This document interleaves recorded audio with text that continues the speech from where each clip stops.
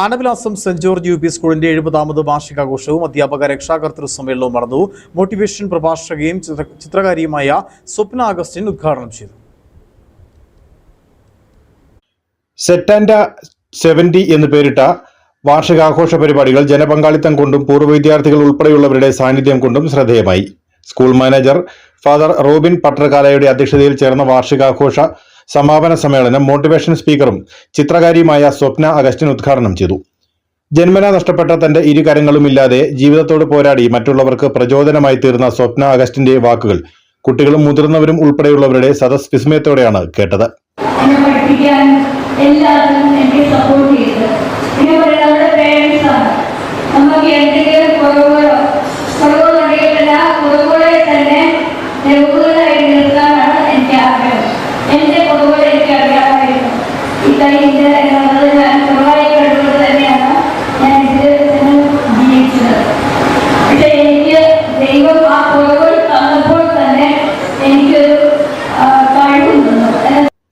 കുട്ടികളുടെ വിവിധ കലാപരിപാടികളും വാർഷികാഘോഷവുമായി ബന്ധപ്പെട്ട് നടന്നു.